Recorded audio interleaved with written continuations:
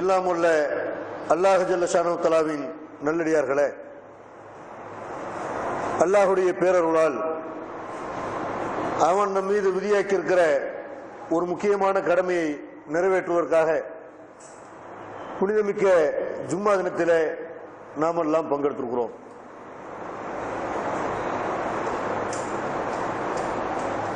இந்த உலகத்திலே வாழக்கூடிய மனிதன் சந்தோஷமாகவும் ஆரோக்கியமாகவும் இருக்கிற நேரத்தில் அவனுடைய வாழ்க்கையில் ஏற்படுகிற சில பிரச்சனைகளால், துன்பங்களால் மன அவதிக்குள்ளாவதை நாம் பார்த்து வருகிறோம். மனதளவில் ஏற்படுகிற இந்த பிரச்சனைகள் ஒரு அளவுக்கு எல்லை மீறும்போது அதனால் மன நிம்மதியை இழந்து மனக்குழப்பத்திற்கு உள்ளாகி தன்னுடைய வாழ்க்கையிலே மிகப்பெரிய இழப்புகளை எல்லாம் மனிதன் சந்திக்க வேண்டிய சூழ்நிலை ஏற்படுகிறது. கடைசியாக இந்த மனதளவில் நாம் பாதிக்கப்படுவதற்கு ஒரே தீர்வு நாம் மரணித்து விட வேண்டியதுதான் என்று தற்கொலை முயற்சியில் கூட இறங்குவதை நாம் பார்க்கிறோம். ஆனால் இஸ்லாமிய மார்க்கம் மனிதன் மனக்குழப்பத்திற்கு ஆளாகாத அளவுக்கு, மன நிம்மதியை இழக்காத அளவுக்கு இஸ்லாம் சொல்லித்தரக்கூடிய ஆன்மீக நெறிமுறைகள் மனிதனுக்கு பல வகையில அவனை உறுதியாக நிற்க வைக்கிறது. மனிதனுடைய மன அமைதிக்கு இஸ்லாம் எப்படியெல்லாம் வழிகாட்டுகிறது என்பதைத்தான் இன்றைய உரையிலே நாம் தெரிந்து கொள்ள இருக்கிறோம். ஏனென்றால் மன நிம்மதி மாத்திரம் இல்லைன்னு வைங்க, ஒரு மனுஷன் எல்லா வகையிலையும் அவனுக்கு எந்த அறிவுரையுமே பயன் தரவே செய்யாது. எந்த மருத்துவர்கிட்ட போனாலும் சரி, இன்னைக்கு நம்ம சில பேரை பார்க்கிறோம், அவங்களுக்கு உடல்ல எந்த விதமான வியாதியும் இருக்காது. மருத்துவர்கள்ட்ட போய் காட்டினா எல்லாமே நில்லுன்றுவாங்க. ஒண்ணுமே இல்லை, பிரஷர் இல்லை, சுகர் இல்லை, அவங்களுக்கு வேற மாதிரியான ஒரு கேன்சர் இல்லை, வேற எந்த கம்ப்ளைண்ட்டுமே இல்லை, எல்லாமே இல்லை இல்லைன்னு தான் வரும். ரிப்போர்ட்ல எடுத்து பார்த்தால் ஒண்ணுமே இருக்காது. அதனால உங்க மனதளவு பாதிக்கப்பட்டிருக்கிறனால எல்லாமே நமக்கு இருக்கிறது என்று ஃபீல் பண்ணுவதை பார்க்கிறோம். நமக்கு பிரஷர் இருக்குது, சுகர் இருக்குது, பெரிய பெரிய வியாதிகள் எல்லாம் நம்மகிட்ட இருக்குது என்றெல்லாம் மன அளவுல அதையே நினைத்து கொண்டு கற்பனை பண்ணி கொண்டு நிம்மதி இழந்து வாழ்றதை பார்க்கிறோம். அதே மாதிரி சில பேர் பார்க்கறதுக்கு நல்ல ரொம்ப அறிவாளி மாதிரி, வெளி உலகத்தில் நல்ல நிம்மதி ஆரோக்கியமா இருக்கிற மாதிரி தெரியும். ஆனால் ராத்திரில தூங்க மாட்டான், மனைவியோட ஒரு சந்தோஷமா, மனைவி பிள்ளைகள்கிட்ட ஒரு சந்தோஷமா பேசி இருக்க மாட்டான். ஒரு வியாபாரத்தில் போய் உட்கார்ந்தா, அதாவது சில இடங்கள்ல பார்த்தா நல்ல ஆரோக்கியமா இருக்க மாதிரி தெரியும், ரொம்ப அறிவாளியா பேசுறான்னு தெரியும். சில இடங்கள்ல பார்த்தா அவனுக்குள்ள ஒரு லைஃப் இருக்கும்ல, அந்த இடத்துல பார்த்தோமையானால் ஒரு வியாபாரம் பண்ண முடியாது, எதையும் படிக்க முடியாது, எதையும் அவனால் சிந்திக்க முடியாது. இந்த மாதிரி மன உளைச்சல்களுக்கு ஆளாகிறத பார்க்கணும். மனிதனுடைய வாழ்க்கையில் ஏற்படுகிற ஏதாவது ஒரு பிரச்சனை அவனுடைய வாழ்க்கையை அப்படி தலைகீழ புரட்டுகிறது. ஒரு வியாபாரத்தில் நஷ்டமாயிருச்சு, கஷ்டப்பட்டு உருவாக்குனா 25 வருஷம் உழைப்பு ஒரு நாள்ல பாலாயிருச்சுன்னு வைங்க, 25 வருஷம் உழைப்பும் அவனுடைய அந்த வியாபாரம் பின்னாடி போயிருச்சு, பெரிய அளவுல அவன் நஷ்டத்தை அடையணும், பெரிய அதனால மன நிம்மதியை இழக்கணும், அவ்வளவு லைஃப் முடிஞ்சு போச்சு. 25 வருஷமா உண்டாக்குனது ஒரு கலவரத்தில் உண்மையில போயிருச்சு, அல்லது கொள்ளையடிச்சிட்டு போயிட்டான், அல்ல வேற ஏதாவது வியாபாரத்தில் ஒரு ஃபெயிலியரா போயிருச்சு என்றால் பெரிய மன உளைச்சலுக்கு ஆளாவான இல்லையா? கஷ்டப்பட்டு பிள்ளைகளை வளர்க்கணும், அந்த பிள்ளைகள் இறந்து போயிடுறாங்க, அல்லது தருதலைகளா மாறி விடுகிறார்கள். இதையெல்லாம் பார்க்கும்போது மனுஷன் என்ன செய்யறான்னு கேட்டா, நம்ம கஷ்டப்பட்டு முடிஞ்சு போச்சு, அவ்வளவுதான், ஒண்ணுமே இல்லை, நம்ம உழைச்ச உழைப்புக்கு எந்த விதமான பலனை இல்லை என்றெல்லாம் நினைத்து மன உளைச்சலுக்கு ஆளாவதை பார்க்கிறோம். இதுக்கு என்ன வைத்தியம், இதுக்கு என்ன மருத்துவம், இதுக்கு போய் மனநல மருத்துவர்கள்ட்ட போய் தீர்வு கேட்டால் அவங்க ஏதாவது தீர்வு சொல்லுவாங்களா? அவன மனநோயாளியாத்தான் இருக்கிறான். மனநல மருத்துவர்கள் யார் இருக்கிறார்களோ அவனுக்கு நல்லா தெரியும், இந்த ஆளுக்கு ஒரு பிரச்சனையுமே இல்லை, இவருக்கு ஒரு கம்ப்ளைண்ட் இல்லைன்னு தெரியும். அதனால காசு வாங்கணும்ல, அவனுக்கு காசு பேய் பிடிச்சிருக்கிறது. இவர் வந்தவருக்கு மனநோயின்றா அவனுக்கு பண பேய் பிடிச்சிருக்கிற, பண நோய் பிடிச்சிருக்கிறது. அவன் செய்வான், இந்த மாதிரி ஆளுகளை வச்சுதான் நம்ம சம்பாதிக்க முடியும். அப்ப இவனுக்கு சும்மா அட்வைஸ் பண்ணியாவது அட்வைஸ் பண்றதுக்கு யார்கிட்ட காசு வாங்க முடியுமா? அது மனித நேயமா? அது ஒரு மாதிரி மனக்குழப்பமா இல்லையா? அப்ப அட்வைஸ் பண்ற பெயர்ல பணத்தை பிடுங்குகிற ஒரு பணநோய் பிடித்தவர்களாக மனநல மருத்துவர்கள் இருக்கிறார்கள். இதுக்கு வேற மார்க்கங்கள் ஏதாவது தீர்வு சொல்லுதான்னு பார்த்தா வேற மார்க்கங்களும் இதுக்கு எந்த விதமான தீர்வும் இல்லை. இதுக்கு என்ன தீர்வு? இஸ்லாமிய மார்க்கத்தை நம்ம ஒழுங்கான முறையில் புரிந்து கொண்டோமையானால் இஸ்லாம் சொல்லக்கூடிய அந்த ஆன்மீகத்தை ஒழுங்கா விளங்கணும்னு வைங்க, இந்த மனக்குழப்பத்துக்கு அதை தவிர ஒரு சிறந்த ஒரு தீர்வு கிடையவே கிடையாது. இஸ்லாத்தை விளங்காதனால வேண்டுமானால் நமக்கு மனப்பிரச்சனைகள் ஏற்படலாமே தவிர இஸ்லாத்தை விளங்கின ஒரு ஆளுக்கு இந்த மாதிரியான மனப்பிரச்சனைகள், மன அமைதியின்மை இதெல்லாம் வரவே செய்யாது. இஸ்லாம் எப்படியெல்லாம் நம்மள இந்த மன அமைதியை நமக்கு தருது. திருமறை குர்ஆன்ல நீங்கள் எடுத்துக்கொண்டீர்களானால் திருமறை குர்ஆன்ல அல்லாஹ் சொல்லி காட்டுகிறான், மா அஸாப மின் முஸீபத்தின் ஃபில் அர்லி வலா ஃபி அன்ஃபுசிக்கும் இல்லா ஃபி கிதாபின் மின் கப்லி அன் நபரஹா.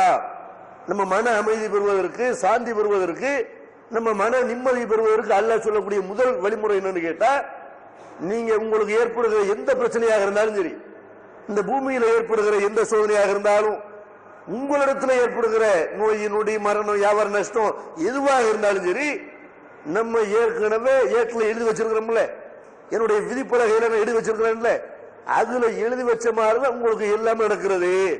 ஒரு சுனாமி வருதா, அதை ஏற்கனவே நான் எழுதி வச்சிருக்கிறேன், நீ ஆச்சரியமா பார்க்க வேண்டிய தேவையில்லை. நான் எழுதி வச்ச மாதிரிதான் புயல் உருவாகிறது. நான் எழுதி வச்ச அடிப்படையில் பூகம்பம் உண்டாகுது. நான் எழுதி வச்ச அடிப்படையில் நீ மூத்தாகுற. நான் எழுதி வச்சிருக்கனாலதான் உனக்கு நோய் ஏற்படுது. நான் எழுதி வச்சனாலதான் உன் புள்ள எப்படி இருக்கிறான். எல்லாமே நம்ம ஏற்கனவே என்ன எழுதி இருக்கிறோமோ அதுதான் இந்த உலகத்தில் நடக்கிறது.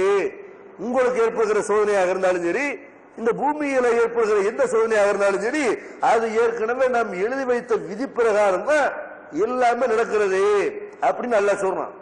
அப்ப நமக்கு மேல உள்ள ஒரு இறைவன் ரொம்ப அறிவுள்ளவன், ரொம்ப விவரமானவன், ரொம்ப நீதியோட எல்லா விஷயங்களை அணுகக்கூடியவன். அந்த இறைவனிடமிருந்து நமக்கு ஏற்படக்கூடிய ஒரு ஆர்டர் என்றுதான் எல்லா பிரச்சனைகளுமே எடுத்துக்கொள்ள வேண்டும். கடன் பிரச்சனையாக இருந்தாலும் சரி, உயிர் போற பிரச்சனையா இருந்தாலும் சரி, நோயா இருந்தாலும் சரி, வியாபார நஷ்டமா இருந்தாலும் சரி, எல்லாமே யாருனால ஏற்படுது? நம்ம எல்லா வகையில முயற்சி பண்றோம், எல்லா வகையில நம்ம ரிஸ்க் எடுக்கிறோம். எல்லா விதமான முயற்சியும் தோல்வி அடைஞ்சிருச்சுன்னா அதுக்கு என்ன காரணம்? அது படைத்த இறைவன் அப்படித்தான் நாடு இருக்கணும். நம்ம விளங்காம இதுல முயற்சி பண்ணணும். அல்லாஹ்வுடைய விதி என்னன்னு தெரியல, ஆனா விதி இப்படித்தான் இருக்கு போல இருக்கு என்று அல்லாஹ்வுடைய ஆர்டர் என்று நினைக்கக்கூடிய நேரத்தில் நம்மள எந்த பிரச்சனைகளும் நம்மள மன உளைச்சல் ஏற்படுத்துமா, நம்மளை ஆட்டி பார்க்குமா? எவ்வளவு பெரிய துன்பம் என்றாலும் அது அல்லாஹ்ட்ட இருந்து மேலிடத்துல இருந்து வருது. மேலிடத்துல இருந்து வரக்கூடிய எத்தனை பிரச்சனைகளை இன்றைக்கு உலகத்துல நம்ம அதை ஏற்றுக்கொண்டுதான் இருக்கிறோம். மனதளவுல அது ஒரு சின்ன கஷ்டத்தை உண்டாக்கினாலும் கூட வேற வழி என்ன இருக்குது? ஆர்டர் போடுறான், பெட்ரோல் விலையை உயர்த்துறான். ஒவ்வொரு ஆட்சி மாறும் போது பிஜேபி காங்கிரஸ் ஆட்சியில் இருக்கும்போது அந்த காங்கிரஸ் தான் பெட்ரோல் விலை உயர்வு காரணம் அப்படின்னா, இவன் ஆட்சிக்கு பெட்ரோல் விலை குறையுதா? இவன் அவன் பங்கு கூட்டுறான். பெட்ரோல் விலை கூடுது, நாளுக்கு நாள் டீசல் விலை கூடுது. நான் வண்டி ஓட்ட மாட்டேன், நிக்க முடியுமா? போராட்டம் பண்ணலாம், கத்தி பார்க்கலாம், அழுது பார்க்கலாம், கண்ணீர் வடிக்கலாம். என்ன செய்ய முடியும்? வழி இல்ல. மேல இருந்து ஆர்டர், ஒரு அரசாங்கம் ஆர்டர் போடக்கூடிய நேரத்தில் நம்ம அதை ஏற்றுக்கொண்டுதான் ஆக வேண்டும் என்று மனசெலவு அந்த கஷ்டத்தை ஏத்துக்கிறோமா இல்லையா? டீசல் விலை கூடுது, அதே மாதிரி கரண்ட் பில்லு நாளுக்கு நாள் என்ன செய்யணும்? கரண்ட் பில்லையும் கூட்டிகிட்டே போலாம். ஏழை எப்படி வாழ்றது?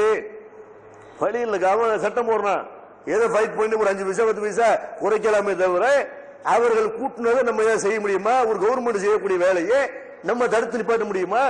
அவன் நமக்கு தரக்கூடிய ஒரு சோதனையை, ஒரு துன்பத்தை நம்ம ஏதாவது செய்ய முடியுமா என்று நினைக்கக்கூடிய நேரத்தில் எல்லா பிரச்சனைகளையும் நம்ம என்ன செய்யறோம்னு கேட்டா நம்ம அதை மனதில் ஏற்றுக்கொள்கிறோம். சரி, இதான் இவ்வளவுதான், நமக்கு வேற வழி இல்லை என்று ஏத்துக்கிறோமா இல்லையா? நம்ம ஒரு காசு பணத்தை கொடுத்து ஒரு வீடை வாங்குறோம். 1 லட்சம் ரூபாய்க்கு ஒரு இடத்த வாங்கணும்னா என்ன செய்யறான்? 10,000 ரூபாய்க்கு பத்திரம் பண்ணு அப்படிங்கிறான். 1 லட்சத்துக்கு வீடு வாங்கினா 10,000 நான் ஏன் காசை கொடுத்து எனக்கு விருப்பமான ஒரு இடத்தை வாங்குறதுக்கு உனக்கு வேண்ட பத்திரம் பதிக்கணும், உனக்கு வேண்ட காசு தரனு அப்படின்னு நினைக்கிறோமா? வழியில் அதே சட்டம், அதே ரூல்ஸ். மேல உள்ளவன் சட்டம் போடக்கூடிய நேரத்தில் கீழே உள்ளவன் அதை கட்டுப்படுத்த வேணும் அப்படின்னு நினைக்கிறோமா இல்லையா? நம்ம உற்பத்தி பண்றோம் அரிசி, நம்ம இடம், நம்ம விதையை தூக்கணும், ஒரு அரிசியை உருவாக்கணும், ஒரு மிளகாயை விதைக்கணும், ஒரு மல்லியை உருவாக்கணும். நம்ம உற்பத்தி பண்றோம். நம்ம உற்பத்தி பண்றதை போய் நம்ம விற்பனை பண்ண போனா காசு கொடுக்கணும். விற்பனை வரி செலுத்தணும். நம்ம கார் வாங்குற நம்ம வசதிக்காக நம்ம பணம், நம்ம விருப்பமான ஒரு வண்டி வாங்குறோம், இன்னும் கார் வாங்கினீங்கன்னா அதுக்கு டேக்ஸ் கட்டணும் அப்படின்னு என்ன செய்யறாங்க. இல்லாம நம்ம விருப்பப்படி நம்ம நடக்க நினைத்தாலும் கூட எல்லாத்துலயும் அரசாங்கம் ஆர்டர் போறானே இல்லையா? அப்ப ஆர்டர் போடக்கூடிய நேரத்தில் கட்டுப்பட முடியாது, ஏத்துக்க முடியாது, சொல்ல முடியுமா? என்ன ஆர்டர் போட்டாலும் நமக்கு மேல உள்ள முடிவு செய்யலாம். நம்ம முடிவு பண்ற மேட்டரா இது? நமக்கு மேல இருந்து ஒரு ஆர்டர் வரக்கூடிய நேரத்தில் அப்ப அதுக்கு கட்டுப்படுறது தவிர ஒரு வழி இல்லை என்றதை ஏத்துக்கிறோமா இல்லையா? ஒரு கல்யாணம் பண்றாங்க, ஒரு ஆணும் பெண்ணும் கல்யாணம் பண்ணுகிறார்கள். கல்யாணம் பண்ணா ஆம்பளை ஆம்பளையத்தான் இருக்கலாம். அவனுடைய உடல்ல எந்த வகையான மாற்றமும் இல்லை. திருமணம் பண்ணதுனால ஏதாவது மாற்றங்கள் ஏற்படுதா? ஆம்பளை ஆம்பளையாத்தான் இருக்கலாம். ஆனா பொம்பளை பொறுத்த வரைக்கும் என்ன, அந்த பொம்பளை ஒரு கரு உருவாகி விட்டால் அது அவங்களுடைய உடல் அமைப்பு மாறுகிறது. அந்த கருவை சுமக்க வேண்டி இருக்கிறது. அதனால ஒரு அசிங்கமாகவும் இருக்கிறது, ஒரு பாரமாகவும் இருக்கிறது. அந்த பாரமா பறவையில் பிள்ளை பெற்றிருக்கிறாங்களே, அது பிரசவம் எவ்வளவு பெரிய வேதனை. அந்த வேதனையை உணரக்கூடிய நேரத்தில் அது ஒரு கஷ்டமா இருக்குமே தவிர இவனுக்கு அதுக்கு இவனு தானே சுகத்தை அனுபவிச்சான், நம்ம மட்டும் என் கஷ்டப்படணும்னு பிள்ளை பராமரிப்பாங்களா? மரண வேதனை, உலகத்துல மனிதன் சந்திக்கக்கூடிய வேதனையிலேயே நம்ம எவ்வளவு பெரிய வேதனை சந்திச்சாலும் சரி, இந்த பிரசவத்துக்கு நிகரான அந்த பிரசவ வழியில துடிக்கிறாங்கல்ல, அதுக்கு நிகரான ஒரு துன்பம் உலகத்துல கிடையவே கிடையாது. பாதையை தாங்கிக்கிறாங்களா இல்லையா? இதனால தாங்குறாங்க, வழின்னு தெரிந்து கொண்டு தாங்குகிறார்கள். சுகம் இருக்குதுல, அதனால நமக்கு நன்மை இருக்குதுல, நமக்கு வருங்காலத்தில் நம்ம பிள்ளைகளை நமக்கு பாதுகாப்பு இருக்கா இல்லையா என்று என்ன கஷ்டம் வந்தாலும் இது கடவுள் இப்படிதான் ஏற்பாடு பண்ணிருக்கலாம். ஆம்பளை அப்படிதான் இருப்பான், கும்பலை நம்ம தான் இந்த பாரங்களை எல்லாம் சுமக்க வேண்டி வரும். இது அல்லாஹ்வுடைய ஏற்பாடு, இறைவனுடைய அங்கிருந்து போடக்கூடிய ஆர்டர், அவனுடைய செட்டப் என்று நினைக்கிற நேரத்தில் உயிர் போற மாதிரியான பிரச்சனையா இருந்தாலும் சரி நமக்கு மனக்குழப்பம் வரவே வர. இஸ்லாம் தான் சொல்லுது. இஸ்லாம் நமக்கு என்ன அறிவுரை சொல்லுன்னு கேட்டா, உங்களுக்கு என்ன பிரச்சனை பாதிப்பு ஏற்பட்டாலும் சரி நீ என்ன பார்க்கணும், பொண்டாட்டி சரியில்லை அதனால சில பேர் மன உளைச்சல் அலையலாம், புருஷன் சரியில்லை அதனால மனக்குழப்பத்துக்கு உள்ளாகிறார்கள், பிள்ளைகள் சரியில்லை அதனால என்னங்கிற இது அல்லாஹ்வுடைய செட்டப்பு. நம்ம என்னதான் முயற்சி பண்ணாலும் கூட இது இறைவனுடைய ஏற்பாடு அங்கிருந்து வருது என்று நம்ம நினைத்தோமையானால் நம்ம மனக்குழப்பங்களுக்கு உள்ளாகவே மாட்டோம். திருமறை குர்ஆன்ல அல்லாஹ் ரப்பல் ஆலமீன் ஏராளமான இறை தூதருடைய வரலாறு கூட நமக்கு சொல்லி காட்டுறான். அதனாலதான் குர்ஆனை படித்தால் இந்த குர்ஆனால் மன அமைதி பெறும். அல்ல மன அமைதி உங்களுக்கு வேணுமா? இந்த மன அமைதியை தேடி நீங்க என்ன பண்ணணும், போய் யோகா பண்ணணுமா? மன அமைதியை தேடி மருத்துவரை போய் அணுகணுமா? மன அமைதிக்காக வேண்டி எவனா மந்திரவாயிட்டு போகணுமா? சாமியார் கட்டு போகணுமா? அவன்கிட்ட போய் நீங்க காசு பணத்தை இழந்து கற்பை இழந்து இன்னும் கொஞ்சம் மன அமைதி கெடுவதற்கு பதிலாக குர்ஆனை உட்கார்ந்து படிச்சீங்கன்னு வைங்க, குர்ஆனுடைய அறிவுரைகளை கேட்க ஆரம்பிச்சீங்கன்னு வைங்க, எந்த மனக்குழப்பமும் இருக்காது, எந்த பிரச்சனையும் இருக்காது. நிறைய இறை தூதருடைய வரலாற்று அல்லாஹ் குர்ஆன்ல சொல்லி காட்டுறான். இப்படி எல்லாம் சொல்றான். சில ஆளுகளுக்கு எதனால மனப்பிரச்சனை ஏற்படும் கேட்டா, அவங்க நிறைய ஏதாவது பாவம் செய்திருப்பார்கள். கடந்த காலத்துல நிறைய பாவங்கள் செய்து விசாரம் பண்ணிருப்பாங்க, தண்ணி அடிச்சிருப்பாங்க, தொழுகாம இருந்திருப்பாங்க, நோன்பு வைக்காம இருந்திருப்பாங்க, நிறைய பாவங்கள் செய்திருப்பார்கள். இந்த பாவங்கள் செய்த ஒரு நேரத்தில் மனுஷனுக்கு வயசாகக்கூடிய நேரத்தில் அல்ல ஒரு நோய் நொடிக்கு ஆளாக ஒரு நேரத்தில் அப்பதான் மனுஷன் இந்த பாவத்தை எல்லாம் நினைச்சு பார்ப்போம். மூத்து வந்துச்சுன்னு என்ன செய்ய, எவ்வளவு பாவம் பண்ணிட்டோம், அந்த பாவத்துக்கெல்லாம் என்ன பரிகாரம், அந்த தப்பு நம்ம அங்க திரும்ப இங்க கொள்ளடிச்சோமே, இங்க இந்த மாதிரி எல்லாம் பிரச்சனைகளை சந்திச்சோமே, அவனை கேலி பண்ணோமே, இவனை கிண்டல் பண்ணோமே என்றெல்லாம் நினைக்கிற நேரத்தில் ஆக நம்ம மர்ம வாழ்க்கை அவுட்டா போயிரு, நிறைய தப்பு பண்ணிட்டோம், இதுக்கெல்லாம் வேற வழியே இல்லை, நம்ம தான் உலகத்துல பாவம் செய்யற மாதிரி என்ன நினைப்பார்கள் என்றால் நம்மளை தவிர யாரும் இந்த மாதிரி பாவம் பண்ணிருக்க மாட்டாங்க என்பது மாதிரி இப்படி நினைக்கிறாங்களா இல்லையா? திருமறை குர்ஆனை திறந்து பார்த்தால் அல்லாஹ் முதல் மனிதர் ஆதம் அலைஹிஸ்ஸலாம் அவங்களை பத்தி சொல்லும் போது என்ன சொல்றான், நீ என்னப்பா தப்புக்காக நீ வருந்து திருந்து, ஆனால் அதுக்காக கவலைப்படணுமா? அங்க பாவம் பண்ணிட்டு முடியும் அல்ல மன்னிக்க மாட்டான். அப்படியா? உன்னுடைய தகப்பனார், நம்ம எல்லாருக்கும் தகப்பனார் இருக்கிறார் ஆதம் அலைஹிஸ்ஸலாம், அவரை கொண்டு போய் அல்லாஹ் சொர்க்கத்தில் வச்சான், நம்மள சொர்க்கத்திலே வச்சான். அவர் அல்லாஹ்வுடைய கையை பார்க்கிறாரு, அவர் அல்லாஹ்வுடைய உருவத்தை பார்த்த ஒரே மனிதர் ஆதம் அலைஹிஸ்ஸலாம் இருக்க முடியும், நம்ம பார்க்க முடியாது. அவர் சொர்க்கத்தில் இருந்தாரு, அல்லாஹ்வை பார்த்தாரு, மலக்குமார்களை பார்த்தாரு, எல்லாமே அல்லாஹ்வுடைய அவ்வளவு அற்புதங்களும் ஆற்றல்களும் அல்லாஹ்வுடைய அந்த பாக்கியங்கள்லாம் அவருக்கு தெரியும், அல்லாஹ்வுடைய கருணை தெரியும். அவரை கொண்டு போய் சொர்க்கத்தில் வச்சா ஷைத்தானுடைய பேச்சை கேட்டுக்கிட்டு போய் மரத்தை போய் நெருங்கினாரா இல்லையா?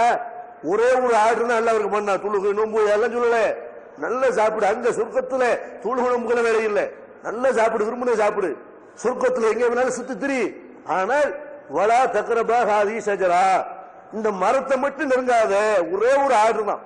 அல்லாஹ் அவருக்கு நிறைய ஆர்டர் போட்ட மாதிரிலாம் சொல்லல, அந்த ஆர்டர் கட்டுப்பட்டாரா? அல்லாஹ்வுடைய ஆர்டர் ஒரு பெருசா தெரியல. சைத்தான் போறான். என்னப்பா அல்லாஹ் இதனால இப்படி சொல்றான் தெரியுமா? நீ என்ன அல்லாஹ் சொன்னான்னு உட்கார்ந்துருக்குற? அந்த மரத்தை நெருங்கினா இங்கே இருந்துருவ. அந்த மரத்தை நெருங்கினா உனக்கு நித்திய ஜீவன் கிடைச்சு போயிரு, நீ உனக்கு மூத்த கிடையாது இப்படின்னு ஆசை வார்த்தை காட்டினான். அல்லாஹ் சொன்னது கட்டுப்பட்டாரா? சைத்தான் சொன்னது கட்டுப்பட்டாரா? சைத்தான் சொன்னது அவரை மிகைத்தது. அப்படித்தான் மனுஷன் எல்லாம் படிச்சிருக்கிறான். மலக்குமார்களா அல்ல படிக்கல.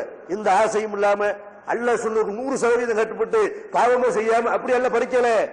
மனிதன்டா இப்படித்தான் இருப்பான். நம் முதல் மனிதர் ஆதம் அலைஹிஸ்ஸலாம் அல்லாஹ் சொன்னது கட்டுப்படாம சைத்தான் சொன்னது கட்டுப்பட்டு அதனால சொர்க்கத்திலிருந்து வெளியேற்றப்பட்டார்கள் இல்லையா? அவங்களும் அவங்களுடைய மனைவி வெளியேற்றப்பட்டார்கள். வெளியேற்றப்பட்டு பைத்தியம் அடைஞ்சாங்களா? மனநோயா இருந்தாங்களா? மன சஞ்சலங்கள் காலானாங்களா? அல்லாஹ்ட்ட துஆ செய்தார்கள். தீர்வு என்ன? மன பிரச்சனைகள் ஏற்படும், மனக்குழப்பம் ஏற்படும். ரப்பனா லா துஆஹிதுனா இன் நஸீனா அவ் அஹ்தானா துஆ செஞ்சாங்களே. ரப்பனா லலம்னா அன்ஃபுஸனா வ இல்லம் தக்ஃபிர் லனா வ தர்ஹம்னா லனகூனன்ன மினல் காசிரீன். யா அல்லாஹ், எங்களுக்கு நாங்கள் அநியாயம் செஞ்சிட்டோம், பாவம் பண்ணிட்டோம், எங்களை நீ மன்னிக்காவிட்டால், கருணை காட்டாவிட்டால் நாங்க நஷ்டவாதி ஆயிருவோம். அல்லாஹ், நீ கருணையாளன், நீ பாவங்களை மன்னிக்க கூடியவன், நீ படைத்த இறைவன், நாங்கள் அடிமை, நாங்களும் தப்பு செய்யறாங்க, நீ தான் சுப்ஹானல்லாஹ் பாவங்களுக்கு அப்பாற்பட்டவன், தூய்மையானவன், நீ மன்னிக்கிறன்னா எங்களை யார் மன்னிக்கிறது? இப்படின்னு மன்றாடி பாவ மன்னிப்பை பெற்றார்களா இல்லையா? அதான் தீர்வு. பாவம் பண்ணி விட்டோமையானால் அதை நினைச்சு கவலைப்படுறது, அதுக்காக உருகுறது, அதுக்காக படுக்கையில் கிடக்கிறது அது இல்ல. எல்லா பாவங்களையும் மன்னிக்கிற கருணையால் அவன் இருக்கிற அவனுடைய ஏற்பாடு. ஆதம் அலைஹிஸ்ஸலாத்துக்கு மூசா நபிக்கு இடையில ஒரு உரையாடல் நடக்கிறது. மேராஜுக்கு ரசூலுல்லாஹி ஸல்லல்லாஹு அலைஹி வஸல்லம் போன நேரத்தில் இது அவங்க பார்த்திருக்கலாம். அந்த உரையாடல் ரசூலுல்லாஹி சொல்றாங்க. மூசா நபி என்ன செய்யறாங்க? ஆதம் அலைஹிஸ்ஸலாத்தை பாக்குறாங்க. பார்த்துட்டு கேட்கிறாங்க, ஆதமே, நீங்களும் தப்பு பண்ணி எங்க எல்லாரும் சொர்க்கத்திலிருந்து வெளியேற்றின ஆதம் நீங்க தானா? இப்படி கேட்கிறாங்க. மூசா ஆதம் அலைஹிஸ்ஸலாம் பார்த்த உடனே இதை கேட்க நினைச்சிட்டு இருந்துருவாங்க உங்களுக்கு. இவர் ஆளுங்களை நம்மளும் சேர்ந்து வெளியே வந்தோம். ஆதம் அலைஹிஸ்ஸலாத்துக்குள்ள நம்ம எல்லாருமே இருந்தோம். அவர் சொர்க்கத்திலிருந்து வெளியேற்றப்பட்டனால நம்ம எல்லாருமே இங்க இருக்கிறோம். இல்லாட்டி எல்லாரும் அங்கதான் இருந்திருப்போம். அப்ப ஆதம் அலைஹிஸ்ஸலாத்தை பார்த்த உடனே கேட்க நினைச்சிட்டு இருப்பார் போல இருக்கு. வந்த உடனே கட்டி விட்டாரு, நீங்க தானே எங்களை வெளியே கொண்டு வந்தது. அப்ப ஆதம் அலைஹிஸ்ஸலாம் சொல்றாங்க, அல்லாஹ் பேசுனேனே மூசாட்ட, அல்ல மூசா நீ தானா? ஆமா நான் மூசா. ஏப்பா உன்னை என்னை படைக்கிறதுக்கு முன்னாடியே அல்லாஹ் விதியில எழுதி வச்சிருக்கான், நானா வெளியே வந்தேன். அல்லாஹ் விதி பலகையில நம்மளை எல்லாம் படைக்கிறதுக்கு முன்னாடி விதி பலகை எழுதி வச்சிருக்கான். ஆதம் இப்படி சைத்தான் சொல்ல கேட்பாரு, இப்படி பேச்சை கேட்டு சொர்க்கத்துல வெளியேற்றப்படுவாரு, அதனால மனித என்ன உலகத்துல போய் வாழும் பெருகு என்று அல்லாஹ் உழைப்பு எழுதி வச்சிருக்கான். அல்லாஹ்வுடைய விதியில என்ன குறை சொல்லலாமா? எப்படி ஆதம் அலைஹிஸ்ஸலாம் நினைச்சாங்க? விதிப்பா நான் தப்பு பண்ணேன், நானாவ பண்ணுறேன், ஏன் விதி என்று ஆதம் அலைஹிஸ்ஸலாம் சொன்னாங்களே இல்லையா? அல்லாஹ்வுக்கு பயந்து நடந்தேன், அல்லாஹ் பார்த்தேன், மலக்கு பார்த்தேன், எல்லாம் கரெக்ட் தான். என்னை மீறி நடந்துச்சு என்றால் அது அல்லாஹ்வுடைய விதியா இல்லையா? விதியில எழுது நம்ம நடந்துச்சா இல்லையா? இப்படி மனசை மாற்றிக் கொண்டார்களா? அல்லது மனக்குழப்பத்துக்கு என்ன செய்ய தெரியலையே மனக்குழப்பத்துக்கு ஆளானார்களா? அதே மாதிரி திருமறை குர்ஆன்ல அல்லாஹ் சொல்லி காட்டினா, நம்ம சில நோய் வாய்ப்படக்கூடிய நேரத்தில் நமக்கு மன உளைச்சல்கள் ஏற்படுது. வயிற்று வலிச்சுக்கிட்டே இருக்க, சில பேருக்கு நோய்க்கு என்ன காரணம்னு தெரியாது. ஆனா டாக்டர் போவாங்க, ஒண்ணும் இல்லைன்றான். ஒண்ணும் இல்லைங்கிறானா என்ன வயிற்று என்ன பிரச்சனையா இருக்கு? எவனா செய்வன வச்சிருப்பானோ, எவனா மந்திரம் பண்ணிருப்பானோ, அல்ல வேற ஏதாவது நமக்கு பிரச்சனை. ஒரு அவுளியாக்கள் மட்டாங்கள நம்ம அந்த தௌஹீத சொல்லிட்டு இருக்கிறோம்ல, அவுளியாக்கள் எல்லாம் திட்டுறோம்ல, நம்ம திட்டல அவுளியாக்களை வணங்காதீங்கன்னு சொல்றோம்ல, ஒருவேளை அது அவங்க சொன்ன மாதிரி உண்மையா இருக்குமோ என்றெல்லாம் நோய் நொடி ஏற்படுற நேரத்தில் அப்படியெல்லாம் மனக்குழப்பம் உண்டாகுது. நோய்ங்கிற உங்களுக்கு மட்டும்தான் உலகத்தில் ஏற்படுதா? நமக்கு மட்டும்தான் ஏற்படுதா? நோய் என்பது அல்லாஹ்வுடைய ஆர்டர், அவனுடைய விதி, அவன் போடக்கூடிய சட்டம். அய்யூப் அலைஹிஸ்ஸலாத்து நோயா நல்லா கஷ்டப்படுத்துறானா இல்லையா? நல்லா நம்மளை கஷ்டப்படுத்துறான். நோய் வந்தவனும் தர்காவுக்கு போனான், நோய் வந்தவொன்னு தான் போய் தாயத்து போடுறதுக்கு போனான், நோய் வந்தவொன்னு தான் சாமியார் தேடி போடுறான். நோய்க்காக வேண்டி என்னம் செய்ய தயாராகிறான். போய் அவன் அந்த அந்த சாதாரண ஒரு தலைவலி வயிற்று வலி, எவ்வளவு பேர் அறிவை இழக்கிறான். ஒரு தலைவலி வருது, தலைவலிக்கு என்ன செய்யறான்? புதிய ஆஸ்பத்திரியை பார்க்கறான். தலைவலிக்கு சாதாரணமா போய் படுத்து வந்துருச்சா சரியா போயிரு. ஆனா என்ன நினைக்கிறாங்க? தலைவலிக்கு என்னவா இருக்கு, ஸ்கேன் பண்ணி பார்த்தா கரெக்டா இருக்கு, எக்ஸ்ரே எடுத்தா கரெக்டா இருக்கு, இப்படின்னு ஏதாவது ஒரு பெரிய ஆஸ்பத்திரி தேடி போறது. அவனுக்கு தெரியும், டாக்டர்களுக்கு பார்த்தவன்னு தெரியும் இந்த ஆளுக்கு ஒண்ணுமே இல்லைன்னு. அவன் செய்வான், இவன மாதிரி வச்சு அவன் சம்பாதிப்பான். வாப்பா ராஜா உன்னை தேடிக்கிட்டு இருந்தோம்மா, வாப்பான்னு உட்கார வச்சு என்ன செய்வான்? அந்த ஸ்கேன் எடு, இந்த எக்ஸ்ரே எடு, அதை பாரு, இதை பாருன்னு சொல்லி கண்ணை டெஸ்ட் பண்ணுவோமா? தலைவலின்னு போனா கண்ணை டெஸ்ட் பண்ணுவோமா?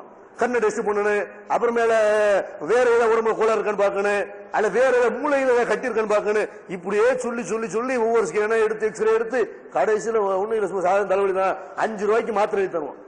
அப்ப இதுக்கு 5000 ரூபாய் செலவழிக்கிறான் மாதிரி கிறுக்க யார் இருக்கிறா? ஒரு தலைவலி வந்தால் மன உளைச்சல் காலவே இல்லையா? இதனால பைத்தியம் ஆகுறமா இல்லையா? ஏன் பைத்தியம் ஆகனே?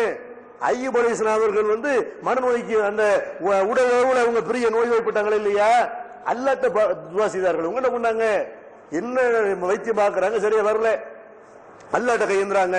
அன்னி மஸ்ஸனி யல்ரு வ அன்த அர்ஹமுர் ராஹிமீன். இறைவா, இந்த மாதிரி நோய் வந்து கஷ்டப்படுறேன், நீ கருணையாளர்களுக்கு கருணையாளர் இருக்கிற, அதனால நீ தான் எனக்கு நிவாரணம் வழங்கணும் அப்படின்னு துஆ செய்யறாங்க.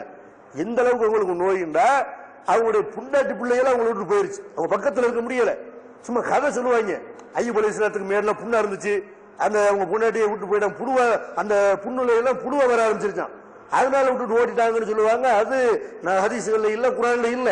ஆனால் கடுமையா நோய் வாய்ப்பட்டிருந்தாங்க, அவங்க பக்கத்துல இருக்க முடியாத அளவுக்கு அவங்க மனைவி மக்கள் விட்டுட்டு போயிடுறாங்க. வஹபுனாலஹு அஹ்லஹு வ மிஸ்லஹும் மாஹும் ரஹ்மத்தம் மின்னா வ திக்ரா லிஉலில் அல்பாப். அவரோடு அவருடைய மனைவியையும் மக்களையும் இன்னும் சிலரையும் அவருக்கு நம்ம கொடுத்தோம், நம்முடைய கருணை அவர் காட்டணும், இப்படி நல்லா செய்யறான், நம்மகிட்ட துஆ செஞ்சாரு, நம்ம கருணையால் அவர் காப்பாற்றணும் இப்படிங்கிற அல்ல. அப்ப ஐயூப் அலைஹிஸ்ஸலாம் அவர்கள் அவங்க நோய்வாய்ப்பட்டாங்களா இல்லையா? அவங்க நோய்வாய்ப்பட்டதுனால நமக்கு நோய் வருமா இல்லையா? நோய் என்பது அல்லாஹ் நமக்கு மட்டும் தரல அப்படி நினைக்கிறேன். நம்ம அல்லாஹ் நோயை தந்து கஷ்டப்படுத்துறானே, உங்களை என்ன நபியவே கஷ்டப்படுத்திருக்கிறானே. அல்லாஹ் நினைத்ததை செய்யக்கூடியவன். அல்லாஹ்வை பொறுத்த வரைக்கும் வல்லாஹு அலா குல்லி ஷைஇன் கதீர், எல்லாவற்றின் மீதும் அவன் ஆற்றல் உள்ளவன். யார் வேணாலும் அவன் என்ன வேணாலும் செய்யலாம், அவன் கையில தான் நம்ம இருக்கணும். சப்பாத்தி மாதிரி தான் எங்கிட்ட வேணாலும் புரட்டலாம். அந்த மாதிரி ஒரு தோசையை புரட்டுற மாதிரி அல்லாஹ்வுடைய கையில நம்ம ஒரு மெட்டீரியல் தான். அவன் ஆர்டர் போடும்போது அல்லாஹ்வுடைய விதியை நினைக்கிறது, அதுக்காக மன உளைச்சலுக்குள்ளாகிறதா. அதே மாதிரி பாத்தீங்கன்னா சில ஆளுகளுக்கு இன்னும் சில காரணத்தினால மனப்பிரச்சனைகள் ஏற்படும். என்ன மனப்பிரச்சனை? ஊர்ல பிரச்சாரம் பண்ணுவாங்க, பிரச்சாரம் பண்ண யாரும் ஏத்துக்க மாட்டான், அல்லது அவங்க தன்னுடைய குடும்பத்தாருக்க பிரச்சாரம் பண்ணுவாங்க, ஏற்ற மாட்டாங்க. புண்டாடி இருந்தாரு, இவன் தௌஹீத்வாதியா இருப்போம், புண்டாடி தர்கால பண்ணிக்க. ஆனா இஸ்லாத்துல தர்காவுக்கு போற மனைவியோட வாழக்கூடாது ஒரு விஷயம். ஆனா புதுசா தௌஹீத் கொண்டாளுக்கு செய்வாங்க, இப்படி இருக்கிறாள் புண்டாட்டி இருக்கிறாள், வீட்டுல மூணு வராங்களே, பிள்ளைகள் தருதலையா இருக்கிறான, தூவ மாட்டேங்கிறான, பிள்ளைகள்கிட்ட ஒரு நல்ல ஒரு இபாத்துகள் இல்லையே என்றெல்லாம் அதையெல்லாம் நினைத்து நம்ம எவ்வளவு அறிவுரை சொல்றோம், எத்தனை வருஷ காலமா அவனுக்கு மார்க்கத்தை போதிச்சு இருக்கிறோம், இன்னும் திருந்த மாட்டேங்கிறானே. இந்த மாதிரியான இதெல்லாம் பார்க்கும்போது அப்ப மன உளைச்சல்கள் ஏற்படுது. ஆனால் இதை அல்ல நபிமாருடைய வரலாற்றிலே காட்டுறான். என்ன இல்ல குர்ஆன்ல நமக்கு என்ன மன ஆறுதல் இல்ல, குர்ஆன்ல அல்ல சொல்லி காட்டுறான். நூஹ் நபி அவர்கள் அவங்க மக்கள்கிட்ட பிரச்சாரம் பண்ணாங்க. எவ்வளவு காலம் பிரச்சாரம் பண்ணாங்க? நம்ம ஒரு 30 வருஷ காலமா பிரச்சாரத்தில் இருப்போமா? இந்த தௌஹீதை நம்ம எவ்வளவு காலம் சொல்லிட்டு இருக்கிறோம்? 1980 இருந்து 2015 வரைக்கும் நம்ம 14 வரைக்கும் என்ன செய்யறோம்? ஒரு 35 வருஷமா நம்ம பிரச்சார காலத்தில் இருக்கிறோம். நூஹ் நபி 950 வருஷ காலம் பிரச்சாரம் பண்ணாங்க. அல்லாஹ் அப்படி சொல்றான், 950 வருஷ காலம் பிரச்சாரம் பண்ணி அவர் மகன் ஏத்துக்கிறல. இந்த 950 வருஷ காலத்துல மகனுக்கு ஏத்துனவர் அறிவுரை சொல்லியிருப்பாரு, பொண்டாட்டிக்கு ஏத்துனவர் அறிவுரை சொல்லியிருப்பாரு, மகனை ஏத்துக்கிறல மனைவி ஏத்துக்கிறல. கண்ணு முன்னாடியே மகன் காபிர்கள் அழிக்கப்படும் போது அவனும் சேர்ந்து அழிக்கப்பட்டானே இல்லையா? அல்லாஹ்ட்ட கையேந்திரா, ரப்பி இன்ன புனி மின் அகலி, யா அல்லாஹ் என் புள்ள என் குடும்பத்தை சேர்ந்தவன், அல்லாஹ்ட்ட கையேந்திர ஒண்ணும் செய்ய முடியாது, அவனுடைய ஆர்டரு. அப்ப அல்லாஹ் என்ன செய்யறான்?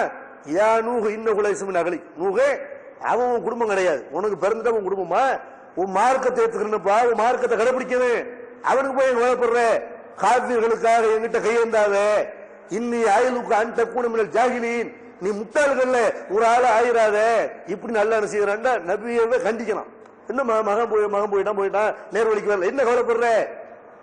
அப்படித்தான் என்னுடைய விதி, என்னுடைய விதி முந்திருச்சு, இப்படின்னு நீ நபியா இருக்கிற, உன் புள்ள அப்படி இருக்கிறான், அது என்னுடைய விதின்னு சொல்லி அல்லாஹ் நபி பிரச்சாரம் பண்ண பிறகு அவங்க ஏத்துக்கிறேன்னு தானே காரணம், விதி தானே காரணம்.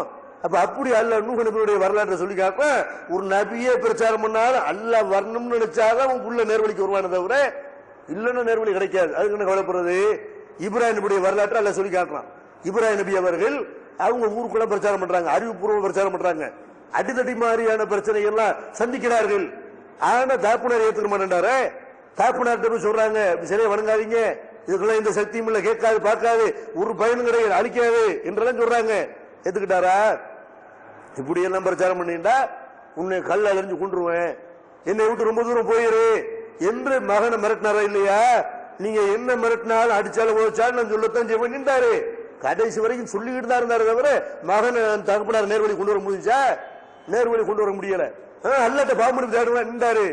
அல்லாஹ் கடிச்சுட்டான். நீ என்னப்பா அல்லாவுடைய எதிரின்னு தெரிஞ்ச பிறகு நீ நீ பாவ மன்னிப்பு தேடுவியா? பாவ மன்னிப்பு கூட தேடக்கூடாது. இப்ராஹிம் நபிக்கு கண்டிச்சான். நபிகள் நாயகம் ஸல்லல்லாஹு அலைஹி வஸல்லம் தாயாருக்கு அல்ல கண்டிச்சான். நபிகள் நாயகம் ஸல்லல்லாஹு அலைஹி வஸல்லம் அவங்க தாயார் நேர்வழி பெறலையே இல்லையா, அதுக்காக அல்லாஹ்ட்ட பாவ மன்னிப்பு தேடினாங்க. கூடாண்டான் அந்த வேலை வச்சுக்கிறாத.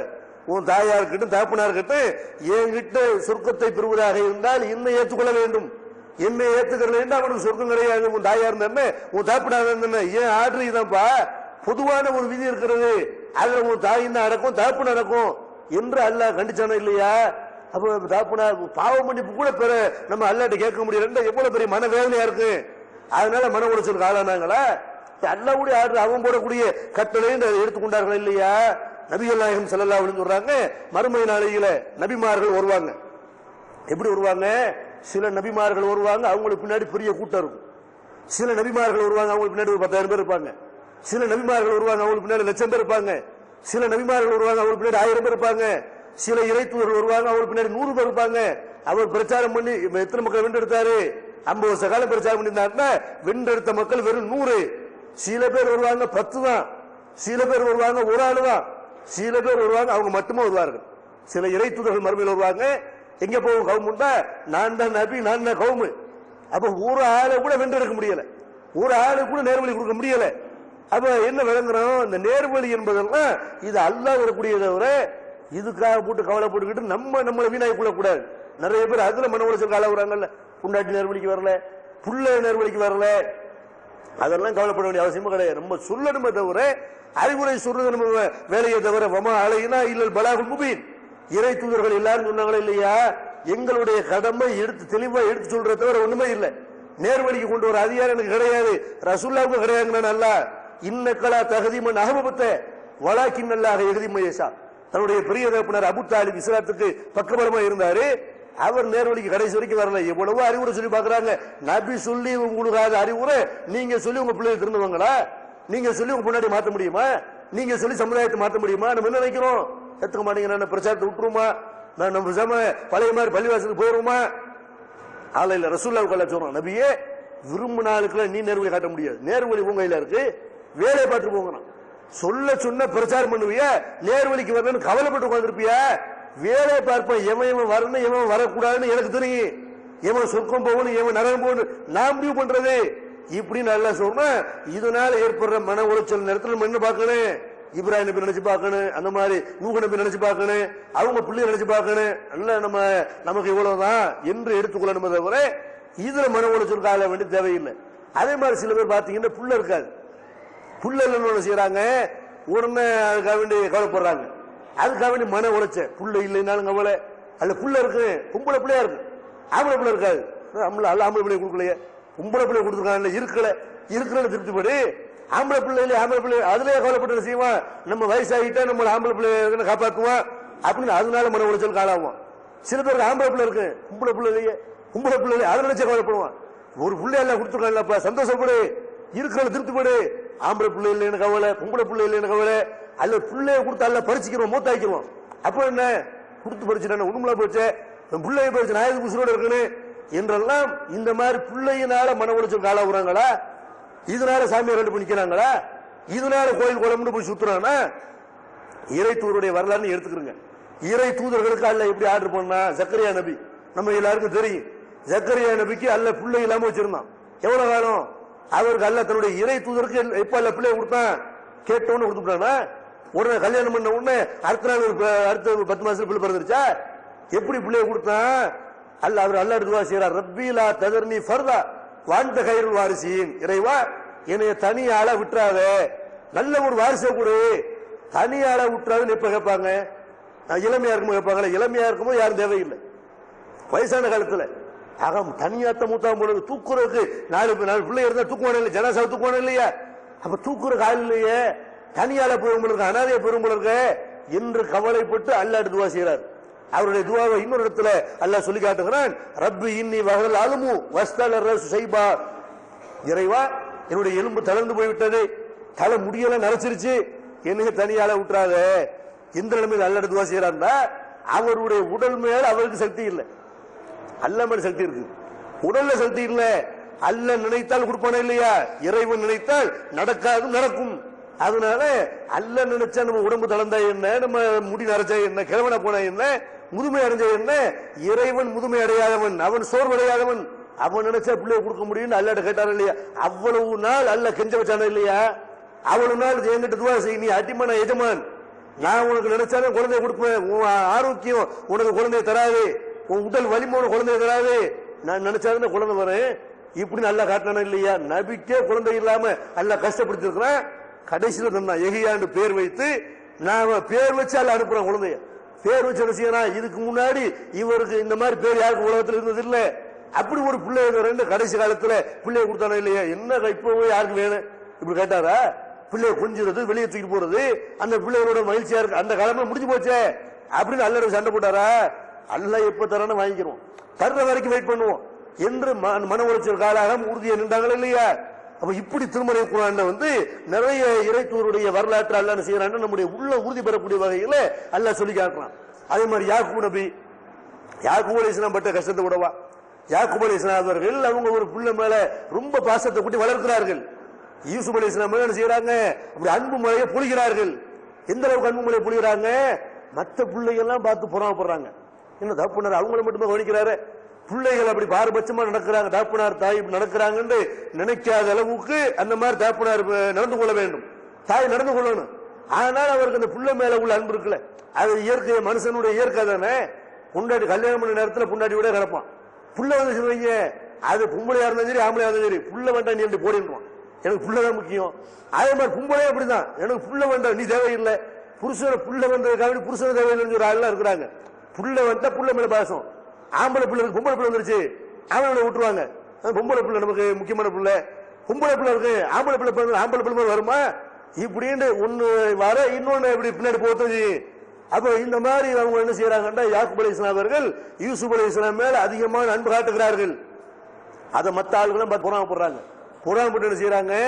அவரை கூட அனுப்புங்க, வெளியே அனுப்புங்க, வெளியே கூட்டு போயிட்டு வரோம், விளையாட கூட்டு போயிட்டு வர்றோம் என்று விளையாட கூட்டு போறோம்னு போய் அவங்களை கிணத்துல கொலை பண்ணணும் தான் கூட்டு போறாங்க. கிணத்துல தூக்கி போட்டு வினை எடுத்துட்டு போட்டு என்று கிணத்துல தூக்கி போட்டு தாப்புனார் யாக்கூப் அலைஹிஸ்ஸலாம் சொல்றாங்க, யார் மேல அதிக பாசம் காட்டினார்களோ அந்த பிள்ளைய ஓனாய் தின்னுச்சு என்றால் எவ்வளவு மன உளைச்சல் காலாமனு, எவ்வளவு துன்பப்படணும், கஷ்டப்படணும். அல்ல கஷ்டப்பட வச்சான், கண்ணு அழுது அழுது கண் பார்வை எல்லாம் மங்கி போற அளவுக்கு அப்படி எல்லாம் ஆனிச்சு. ஆனால் அல்ல இல்லைன்னாங்களா? படுக்கையில கிடந்தாங்களா? அதனால அவங்க அல்ல அல்ல நம்ம கஷ்டப்படுத்துறாங்க அப்படி நினைச்சாங்களா? சபுருன் ஜமீல் வல்லாஹு முஸ்தானு அலாமா தசிபூன், அழகான பொறுமையை கடைபிடிக்கிறேன், நீங்கள் என்ன பொய் சொல்கிறீர்களோ அதுக்கு எதிராக அல்லாஹ் உதவி செய்வான். பிள்ளைங்க மேல ஒரு நம்பிக்கை இல்லை, இவங்க தான் இவங்க பண்ணிட்டாங்க, அல்ல எனக்கு இருக்கணும், நான் பொறுமையை கடைபிடிக்கிறேன் என்று பொறுமையை கடைபிடிச்சாங்களா இல்லையா? அப்போ ஒரு நபிக்க பல வருட காலங்கள் எப்ப அந்த பிள்ளையை பாக்குறாங்க? யாக்கூப் அலைஹிஸ்ஸலாம் வயசான காலத்துல அவங்க யூசுப் அலைஹிஸ்ஸலாம் அவங்க கிணத்துல இருந்து தூக்கி எடுக்கப்பட்டு போய் எகிப்து சந்தையில் விற்கப்பட்டு அவர் போய் ஒரு வீட்டில் வளர்ந்து ஆளாகி அவர் அந்த நாட்டுடைய பொருளாதார மந்திரியா இருந்து அப்புறமேல அந்த நாட்டுடைய மன்னன் இறந்த பிறகு அவர் ஆட்சியை பிடிக்கிறாரு, அவர்கள் ஆட்சி கிடைக்கிறது. அந்த மாதிரி நேரத்தில் தான் அவர் என்ன செய்யறாரு? அந்த சகோதரர்களை கண்டு கொண்டு உங்க தாய் தகப்பனரை கூட்டுவாங்க அப்படின்னு பெற்றோரை கூட்டு வரக்கூடிய நேரத்தில் முதுமை அடைஞ்ச காலத்தில் யாக்கூப் அலைஹிஸ்ஸலாம் சின்ன வயசுல தொலைச்ச இளமையில தொலைச்ச தன்னுடைய பிள்ளையே கடைசி காலத்துல என்ன பார்த்தாங்க? அது வரைக்கும் எல்லாம் உங்களை கஷ்டப்பட வச்சாங்கல்ல. ஒரு நபியே பிள்ளைய பறி கொடுத்துட்டு கஷ்டப்பட்டாங்கன்னா நம்ம பிள்ளை காண போயிடுச்சு, என்ன செய்யறது? புள்ள மூட்டா என்ன செய்யறது? அல்லாஹ் நினைத்தா நம்ம சந்திப்போம், இல்ல இல்ல அல்லாஹ் தந்தை எடுத்துக்கொண்டான், இப்படித்தான் எடுத்துக்கொள்ளணும். தவிர இந்த புள்ள காணா போயிருச்சு புள்ள அதனால என்ன செய்யறாங்க? சில பேரு மன உளைச்சலுக்கு ஆள வருது பாக்குறோம். அதே மாதிரி இன்னும் சில பேர் பாத்தீங்கன்னா நம்ம தௌஹீத பிரச்சாரம் பண்ணுவோம். தௌஹீத பிரச்சாரம் பண்ணா இருந்த ஆளுகளை போயிட்டு முக்கியமான ஆள் போயிட்டு இருக்கு ஜமாத்தை விட்டு, அப்படி நம்ம பாக்குறோம்ல. எவ்வளவு பெரிய பேச்சாளர் இருந்தாலும் எவ்வளவு பெரிய அறிவாளி இவர் இப்படி போனாரு, ஆச்சரியமா இருக்கு நமக்கெல்லாம். இவர் நமக்கெல்லாம் பாடம் படிச்சவராச்சே, நமக்கெல்லாம் சொல்லி கொடுத்த ஆளாச்சே என்று அதனால மன உளைச்சல் நம்ம ஆளாகணும். என்ன ஆகும்? பிரச்சாரம் பண்ண முடியுமா? யாரையும் நம்ப முடியுமா? யாரையும் நிர்வாகம் போட முடியுமா? இவனை நிர்வாகம் போட்டு இவனும் காலவாரி விட்டா, இவன் நம்ம தலையில முழகாரிச்சா, இவன் நம்மளை ஏமாத்தி விட்டா, இப்படி நினைச்சா யாருக்கும் நம்புறது? யாரையுமே நம்ப முடியாது, பிரச்சார காலத்தில் நிக்க முடியாது. அதுக்கு அல்லாஹ் என்ன செய்யறான்? மூசா நபியுடைய வரலாற்றை சொல்லி காட்டுறான். மூசா நபி அவர்கள் பிரச்சாரம் பண்ணுகிறார்கள், ஏகத்துவ கொள்கை மக்கள்கிட்ட சொல்கிறார்கள்.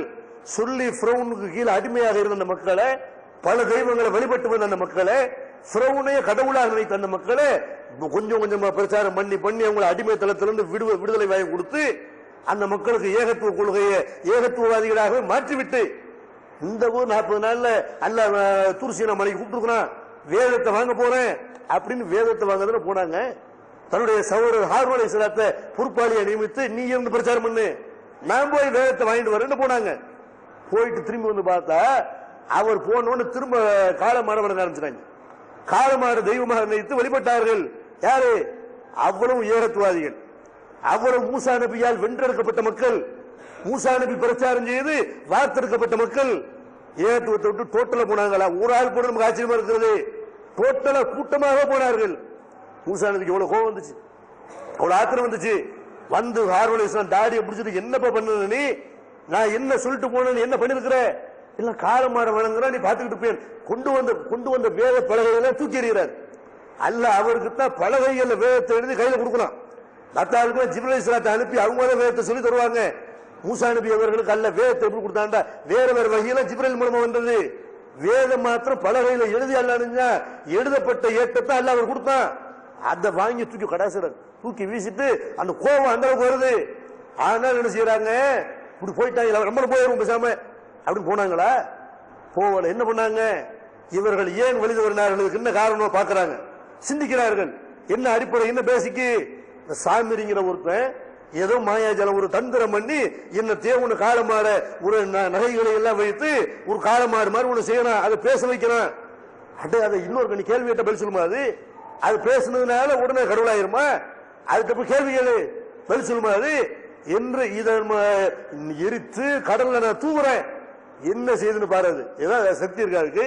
அதை கடவுளை என்னப்பா செய்ய, கடவுளை நான் கரிச்சு சாம்பலா காட்டுறேன் பாரு என்று நகையை எரிச்சு சாம்பலா கடல்ல தூங்கினாங்களே இல்லையா? அவ்வளவு மக்கள் ஒரு செகண்ட்ல ஏகத்துவத்துக்கு திரும்பி வருகிறார்கள். இப்ப ஏகத்துவம் பிரச்சாரம் பண்றோம், அவன் போயிட்டான் இவன் போயிட்டான், அதெல்லாம் மன உளைச்சல் காலவே கூடாது. இப்படி போயிட்டு இருக்கிறாங்க, யாரை நம்புறது? அந்த மாதிரி இது நம்மகிட்ட இல்ல. தௌஹீத பிரச்சாரம் பண்ணக்கூடிய ஆளுகள்கிட்ட ஏன் நம்ம யார் போனாலும் கலங்க மாட்டேங்கிறோம்? இந்த ஏகத்துவத்தை விட்டு யார் போனாலும் நம்ம ஸ்டெடிய ஏபிசிடி நிலைமைக்கு நம்மளை கொண்டு போய் விட்டால் கூட 9 வருஷமா 10 வருஷமா நம்மளை பயன்படுத்துகிறார்கள்.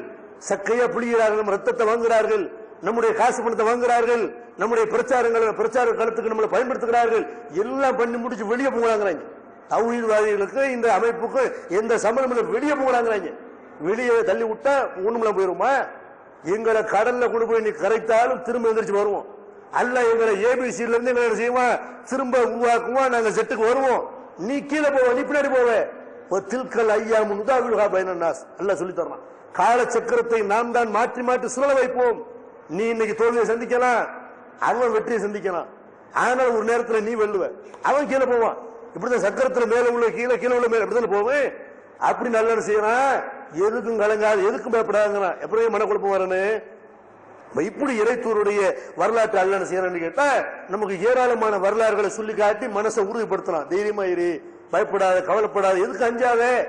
சுலைமான் நபி சில பேருக்கு இழந்தா ரொம்ப கவலையா இருக்கு, மனநோய்க்கு உள்ளவாங்க. சில பேருக்கு பெரிய சந்தோஷம் வச்சுருவீங்களே, அதுல மின்னலாயிரும். ஒரு கதை கூட சொல்லுவாங்கல்ல, கதை தான் ஒரு ஊர்ல நடந்த சம்பவம் தான். ஒரு ஆள் வந்து டாக்டர்கிட்ட போயிருக்கான். என்ன பிரச்சனைன்னா மனநோய். என்ன பிரச்சனை? எந்த சந்தோஷமான செய்தியை சொன்னாலும் அவரால் தாங்க முடியாது, எந்த துக்கமான செய்தியை சொன்னாலும் தாங்க முடியாது. அந்த மாதிரி ஒரு டாக்டர் போயிருக்கான். அவனுக்கு லாட்டரி சீட்ல ஒரு 1 கோடி ரூபாய் விழுந்துருச்சு. 1 கோடி ரூபாய் என்ன செய்யறது? பொண்டாட்டியில சொல்லிக்கிற டாக்டர். அவனுக்கு என்ன நடந்தாலும் நீ சொல்லக்கூடாது, ஏதா இருந்தாலும் நான் தான் சொல்லுவேன், என்கிட்ட வந்து சொல்லி அப்புறம் தான் சொல்லணும் அப்படின்னு. அதே மாதிரி இந்த கும்பலை புலம்பிக்கிட்டே இருந்துக்கிறனால என்னடா செய்யறது? 1 கோடி ரூபாய் வந்துருச்சு, சொன்ன ஹார்ட் அட்டாக் செத்து போயிருவானே இப்படி நினைச்சு என்ன பண்ணி இருக்கிற, கடைசியில் டாக்டர் போய் சொல்லுவோம் அப்படின்னு போய் சொன்னா நல்ல வேலையா போச்சுமா. என்கிட்ட சொன்ன அந்த சொன்ன மண்டே போட்டுருவான் கேட்டு நான் சொல்றேன் அப்படின்னு கூப்பிட்டு பக்குவமா நினைச்சிருக்கிறாரு. மாத்திரை மருந்தெல்லாம் கொடுத்து நல்லா தூங்க வச்சு எழுப்பி உட்கார வச்சு, என் பாரு ஒரு லாட்டரி சீட் வாங்குற கேட்டுக்கிற டாக்டர், ஒரு லாட்டரி சீட் வாங்குற, ஒரு 1 கோடி ரூபாய் விழுந்துச்சு வச்சுக்கிறோம், நீ என்ன பண்ணுவ? பக்குவமா சொல்றானா. அவன் சொல்லுகிறான், சார் எனக்கு 1 கோடி ரூபாய் விழுந்தா 50-50, 50 உங்களுக்கு 50 எனக்கு இப்படின்னு இருக்கான். 50 டாக்டர் மண்டே போட்டானா. 50 லட்சம் ரூபாய் கேட்டு திடீர்னு 50 லட்சம் ரூபாய் கையில கிடைச்சா 50 லட்சம் ரூபாய் வரப்போன்னு இவன் மண்டே போட்டானா. அந்த மாதிரி ஒரு கஷ்டம், ஒரு சந்தோஷம் வச்சுருவீங்கன்னா அதுல மனுஷனுக்கு ஒரு மாதிரியான இருமா போற, ஒரு மாதிரியான ஒரு ஆணவ போக்கு. நம்மள மாதிரி எவனும் இருக்கிறான் அழகா, நம்மள மாதிரி அவன் காசு பணம் இருக்கா? நம்மள மாதிரி அவன் கல்யாணம் பண்ண முடியுமா? அந்த காசு பணம் வந்து திமிரு வருதுல, ஆணவம் வருதுல, அடுத்தவனை மட்டமா வைக்கிறான்ல. என் கல்யாணம், என் வீட்டு கல்யாணம் எப்படி, ஓ வீட்டு கல்யாணம் எப்படி, நான் எப்படி வீடு கட்டுறேன், நீ எப்படி வீடு கட்டுற என்று வீடு கட்டுறதாவது அவன் சந்தோஷத்தை கட்டுறது. ஆனா காசு பணத்தை கரியாக்குறான்ல, செல்வாக்கு காட்டுறதுக்கு காசு பணத்தை கரியாக்குறான்ல. சுலைமான் நபி எடுத்து பாருங்க. சுலைமான் நபி அவர்களுக்கு அல்லாஹ் என்னவெல்லாம் கொடுத்தான்? ஜின்களை வசப்படுத்தி கொடுத்தாங்க. ரப்பி ஹபுலி முல்குன் லா யன்பகி அஹல் மின் பாதி, இறைவா எனக்கு பிறகு யாருக்கும் தராத ஒரு அரசாட்சி எனக்கு கூட அப்படின்னாங்க சுலைமான் அலைஹிஸ்ஸலாம் அவர்கள். அல்லாஹ் என்ன பண்ணா, உனக்கு ஜின்களை வசப்படுத்தி கொடுத்தான். காற்றை அவருக்கு வசப்படுத்தி கொடுத்தான். காற்றிலே போவார் வருவார், காற்றை வசப்படுத்தி கொடுத்தான். பறவைகளுடைய மொழி அவருக்கு அல்லாஹ் கற்றுக் கொடுத்தான். பறவைகள் பேசுறது அவருக்கு விளங்கும், அதை அல்லாஹ் கற்றுக் கொடுத்தான். இப்படி ஏராளமான, அதே மாதிரி பெரிய அரண்மனை, அவர்கள் ஆட்சி அதிகாரம், எல்லா வகையான செல்வங்களும் ரசூலுல்லாஹி ஸல்லல்லாஹு மாதிரி கஷ்டப்பட்டு இருக்கிறவங்க எல்லா வகையான செல்வங்களும் எல்லாம் அவங்களுக்கு கொடுத்திருந்தான். கொடுத்து என்ன பண்ணாங்க, தெருவில் நடந்து வருகிறார்கள். ஒரு எறும்பு பேசுகிறது. சுலைமான் வர்றாரு, நம்மளை மிதிச்சிட வேணாம், நீங்க கரெக்டா பார்த்து போங்க அப்படின்னு எறும்பு பேசுது. அதை கேட்டுட்டு சிரிக்கிறார். சொல்றாரு, ஹாதாமின் ஃபல்லு ரப்பி, இது என் இறைவனுடைய அற்புதம். என்ன சொன்னாரு? ஏதாவது கேட்டுச்சு உங்களுக்கு? இப்ப எறும்பு பேசுறது கேட்டுச்சு உங்களுக்கு? என்ன கேட்டுச்சு? காலை தூக்கி விட்டு அப்படின்னு சொன்னாரா? என்ன சொன்னாங்க? ஹாதாமின் ஃபல்லு ரப்பி லி யபுலுவனி அஷ்குரா மக்ஃபூர், இது என் இறைவன் எனக்கு செய்த அற்புதம். இந்த மாதிரி ஒரு ஆட்சி, ஒரு அரசாட்சி எல்லாம் கொடுத்துருக்காங்க. இது என் இறைவன் எனக்கு வழங்கிய பாக்கியம். நான் சம்பாதிச்சது இல்ல, நான் உருவாக்குனது இல்ல. நான் நன்றி உள்ளவனா இருக்கிறேன்னா, நன்றி மறந்தவனா இருக்கிறேனா என்று என்னை சோதிச்சு பார்க்கறதுக்காக வேண்டி கொடுக்கறதும் கூட அல்ல. எதுக்கு கொடுக்கணும்? சில பேர் அப்படி நினைக்கிறாங்க. இல்ல நமக்கு நிறைய கொடுத்துருக்கணும், நிறைய கொடுத்தாண்ட கொடுத்ததும் சோதனை தான். கொடுத்த எதுக்கு தான்? நன்றி உள்ளவனா இருக்கிறானா, வழிகட்டு போனானா என்று கொடுத்ததும் சோதனை தான், பறிக்கிறதும் சோதனை தான். அல்லாஹ் கொடுத்ததும் சோதனை தான், ஒருத்தன் கொடுக்காம இருக்கிற சோதனை தான். சுலைமான் அலைஹிஸ்ஸலாத்துக்கு ஆணவம் வரல. ஏன் ஆணவம் வரல? அது விதி. அல்லாஹ் இருந்திருக்கிறான், எனக்கு நான் சம்பாதிச்சது. இது அல்லாஹ் இருந்திருக்கிறான்னு நினைக்கிற நேரத்தில் ஆணவம் வராது, இருமாப்பு வராது, அடுத்தவர்களை மட்டமா நினைக்கிற வராது. இதெல்லாம் இதனால நமக்கு இஸ்லாம் வந்து என்ன செய்யுது? இந்த மன அமைதி நமக்கு தருது. இஸ்லாத்தை தவிர வேற எந்த மதத்துல இந்த மாதிரியான ஒரு மன அமைதியை, ஒரு மன நிம்மதியை எந்த மதமும் தரவே இல்லை. எந்த மனநல மருத்துவர்களாலும் தர முடியாது. நபிகள் நாயகம் ஸல்லல்லாஹு அலைஹி வஸல்லம் அவங்களுடைய வாழ்க்கையை நம்ம எடுத்துக்கொண்டாலும் கூட அவங்க வாழ்க்கையில கொஞ்சம் கொஞ்சம் கஷ்டப்பட்டாங்களா? சுலைமான் நபி அல்லாஹ் உயரத்தில் வச்சிருந்தான். நபிகள் நாயகம் ஸல்லல்லாஹு அலைஹி வஸல்லம் அவங்க வறுமையில கடந்து புரண்டாங்களா இல்லையா? இந்த மாதிரியான வறுமை, இந்த மாதிரியான பிரச்சனைகள் எல்லாம் அவங்க சந்திச்சாங்க. அதெல்லாம் நம்ம இன்னைக்கு யாரும் சந்திக்கிறோமா? அந்த வறுமை, கடன், பிரச்சனை, பலவிதமான தொல்லைகளையும் நபிகள் நாயகம் ஸல்லல்லாஹு அலைஹி வஸல்லம் பண்ணாங்க, உறுதியா நின்றாங்க. இந்த மாதிரியான செய்திகளை எல்லாம் இன்ஷா அல்லாஹ் நம்ம வாய்ப்பு இருந்தால் அடுத்த வாரம் தெரிந்து கொள்வோம்.